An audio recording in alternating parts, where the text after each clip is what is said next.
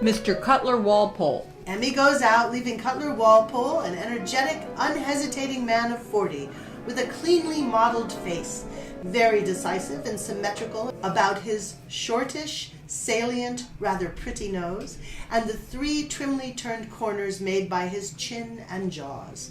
In comparison with Ridgeon's delicate broken lines and Sir Patrick's softly rugged aged ones, his face looks machine-made and beeswaxed, but his scrutinizing, daring eyes give it life and force. He seems never at a loss, never in doubt. One feels that if he made a mistake, he would make it thoroughly and firmly. He has neat, well-nourished hands, short arms, and is built for strength and compactness rather than for height. He is smartly dressed, with a fancy waistcoat, a richly colored scarf secured by a handsome ring, ornaments on his watch chain, spats on his shoes, and a general air of the well-to-do sportsman about him. He goes straight across to Ridgeon and shakes hands with him. My dear Ridgeon, best wishes, heartiest congratulations. You deserve it. Thank you. As a man, mind you, you deserve it as a man. The obstinate is simple rot, as any capable surgeon can tell you. But we're all delighted to see your personal qualities officially recognized. Sir Patrick, how are you? I sent you a paper lately about a little thing I invented. A new saw for shoulder blades. Yes, I got it. It's a good saw. A useful, handy instrument. I knew you'd see its points. Yes, I remember that saw 65 years ago. What? It was called a cabinet maker's jimmy then. Get out! Nonsense! Cabinet maker! Never mind him, Walpole. He's jealous. By the way, I hope I'm not disturbing you in anything private. No, sit down. I was only consulting him. I'm rather out of sorts. Overwork, I suppose. I know what's the matter with you. I can see it in your complexion. I can feel it in the grip of your hand. What is it? Blood poisoning. Blood poisoning? Impossible. I tell you, blood poisoning. 95% of the human race suffer from chronic blood poisoning and die of it. It's as simple as ABC. Your nuciform sac is full of decaying matter, undigested food and waste particles, rank ptomaines. Now you take my advice, Ridgeon. Let me cut it out for you. You'll be another man afterwards. Don't you like him as he is? No, I don't. I don't like any man who hasn't a healthy circulation.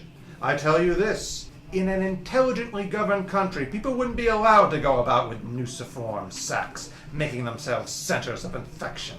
The operation ought to be compulsory. It's 10 times more important than vaccination. Have you had your own sac removed, may I ask? I haven't got one. Look at me. I've no symptoms. I'm as sound as a bell. About 5% of the population haven't got any, and I'm one of the 5%. I'll give you an instance. You know Mrs. Jack Foljam, the smart Mrs. Foljam? I operated at Easter on her sister-in-law, Lady Goran, and found that she had the biggest sac I ever saw. It held about 2 ounces. Well, Mrs. Foljam had the right spirit, the genuine hygienic instinct. She couldn't stand her sister-in-law being a clean, sound woman, and she simply a whited sepulchre. So she insisted on my operating on her too, and by George, she hadn't any sac at all. Not a trace, not a rudiment. I was so taken aback, so interested that I forgot to take the sponges out and was stitching them up inside her when the nurse missed them. Somehow, I made sure she'd have an exceptionally large one. Emmy looks in. Sir Ralph Bloomfield Bonington. At last. A long and expectant pause follows this announcement. All look to the door, but there is no Sir Ralph. Where is he? Drat him. I thought he was following me. He stayed down to talk to that lady. I told you to tell that lady! Emmy vanishes. Oh, by the way, Ridgeon, that reminds me. I've been talking to that poor girl. It's her husband, and she thinks it's a case of consumption, the usual wrong diagnosis. These damn general practitioners ought never be allowed to touch a patient except under the orders of a consultant. She's been describing his symptoms to me, and the case is as plain as a pikestaff. Bad blood poisoning. Now she's poor. She can't afford to have him operated on. Well, you send him to me. I'll do it for nothing. There's room for him at my nursing home. I'll put him straight and feed him up and make him happy. I like making people happy. Emmy looks in. Here he is. Sir Ralph Bloomfield Bonington wafts himself into the room. He is a tall man with a head like a tall and slender egg. He has been in his time a slender man, but now in his 6th decade, his waistcoat has filled out somewhat. His fair eyebrows arch good-naturedly and uncritically. He has a most musical voice. His speech is a perpetual anthem, and he never tires of the sound of it. He radiates an enormous self-satisfaction, cheering, reassuring, healing by the mere incompatibility of disease or anxiety with his welcome presence. Even broken bones, it is said, have been known to unite at the sound of his voice.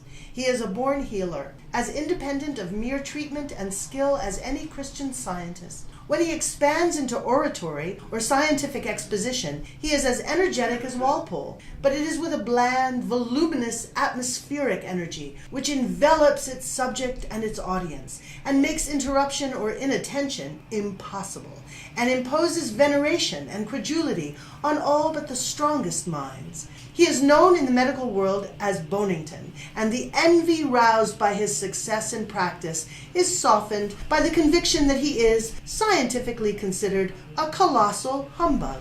The fact being that, though he knows just as much and just as little as his contemporaries, the qualifications that pass muster in common men reveal their weakness when hung on his egregious personality. Aha!